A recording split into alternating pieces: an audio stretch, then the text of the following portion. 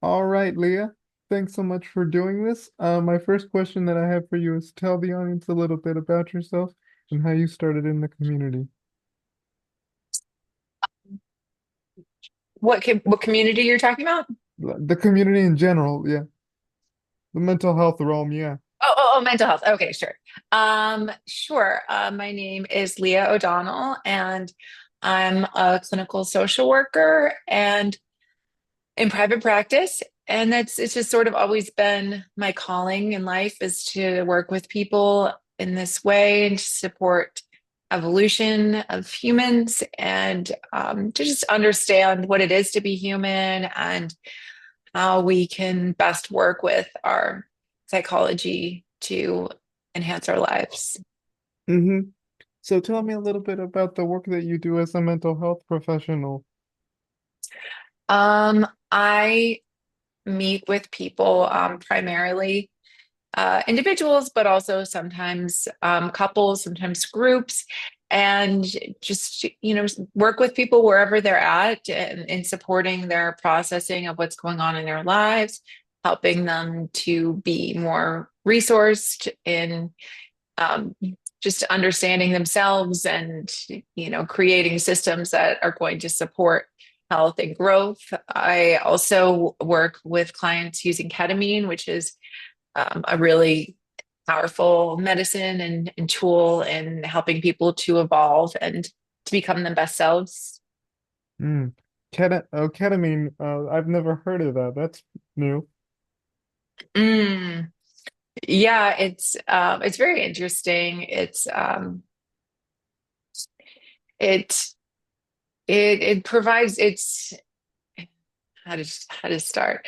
It's a dissociative anesthetic. It's used for a lot of different anesthesia needs, but it also provides a somewhat psychedelic experience to people. It can help to repair parts of the brain that have been damaged from chronic stress, while also helping people to create new narratives. It creates neuroplasticity in the brain, which then can allow just changing projections. If somebody's really stuck in seeing themselves in one way, it can help to create more flexibility in the ego structures so that it can move forward with new ideas about themselves.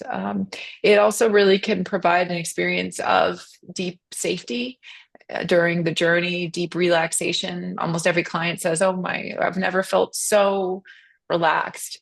And I think a lot of what keeps people locked in mental health struggles and not feeling enough in life is not having that kind of internalized sense of safety. And when we're looking to the outside world for safety, we are responding to things in ways to try to maintain that external safety through our own behaviors, through our own ways of being. It is very difficult. It's really setting up a situation where we're dependent on the outside world, and having a deeper sense of internalized safety um, can help us to just to better understand the world and to modulate our experience based on modulating ourselves rather than needing to change the things around us as much or the people Mm-hmm. around us as much. Mm-hmm. Yeah. Moving on, my next question is tell me a little bit about the methods and modalities that you use when working with clients. Well, like I was saying, I use ketamine. My training is mostly psychodynamic, which is kind of using like a psychoanalytic lens, but then just different therapeutic techniques. And I would say that the deepest offering that flows through most all of the work I do with people is just like a deep relational experience. So much of what causes mental health issues is really attachment issues, is really the way that the world has responded to us, the way that our parents responded to us, peers, just throughout life. And so having a experience of deep reparative relationship can happen in therapy. Of course, it happens in our lives that when we have those positive experiences of really feeling seen and heard. can help us to just feel that much more safety to expand and to reach out. So, um, there's just a genuineness in the way that I connect to people, a deep, non-judgmental container of listening that really helps people to feel safe to look at themselves with curiosity and not feel as much a need to hold on to ideas of themselves with such rigidity and um, projecting out blame onto others, and just that spaciousness to look inward. Mm-hmm. Yeah, it's kind of this idea of, like you said, looking inward and kind of having that sort of open dialogue compared to, which I feel relational therapy has a benefit compared to other forms of therapy in that it's more open, Mhm. it's more raw, it's more honest, right? Yeah. Yeah, I was saying this to somebody the other day that, like we look at Freud and his idea of the blank slate. And, then what is the stereotype is that people go to analysis and they're in analysis 3 times a week and for their entire lives. And, and that they're still very heavily neurotic. And, so what's missing? You can get all of this insight into why you are the way that you are.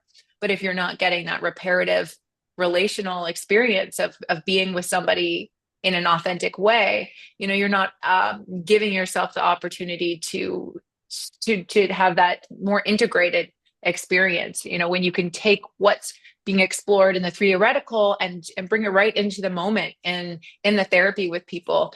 That's going to be, sometimes a much more powerful catalyst for change, because you're embodying the experience, you're embodying the concepts in the relational field rather than having them be more just in the theoretical, where if we just are just working with our minds and not working in like the heart connection and in the body, you can spin and spin and spin the Rubik's cube of your mind forever and still not feel better. Yeah. My next question is, what impact does doing this kind of work have not just on yourself, but also like what do you still hope to learn, like, in terms of something new, stuff like that. So it's a two-parter.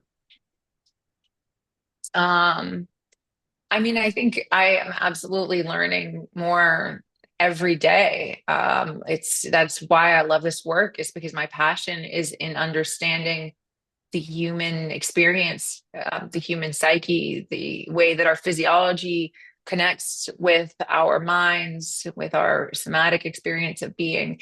And, my work is very much informed by my own experience of being human and how I'm finding these parts of myself that when I attend to them, I can, find greater satisfaction in life. So it's a lot of just ongoing. I notice something in myself, I notice something in my clients, I notice something in my clients, I can understand it in myself.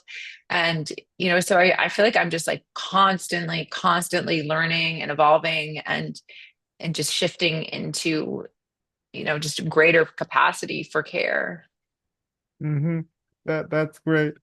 Um, I guess my last question, I guess, is, what can other people who are trying to enter the mental health realm, what can they sort of learn in terms of like just getting involved in the mental health realm and like learning whether it's ketamine based therapy or whatever.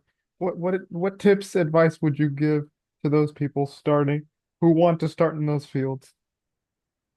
Yeah, well, I would say the most important thing is to, modulate your desire to care for others with the desire to care for yourself.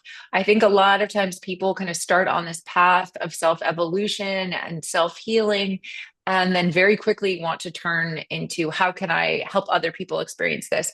And that is beautiful. And that's a great way to be of service, but often it can then just perpetuate an idea that your value is based on what you're giving to others. And I think one of the most powerful things people can do is to really attend to their own healing, really attend to how can they care for their bodies, their minds, uh, their hearts in ways that feel authentic, that's always growing. And then, to share from a place of abundance. So often we see people who are giving, but are, not taking care of themselves, getting sick, feeling really overwhelmed. And, it's one of the best things that we can give is by modeling, becoming the change we want to see, by really showing ourselves the same compassion that we're offering to our clients. So I think, really slowing down, attending first to maybe going to your own therapy, and really understanding your own healing.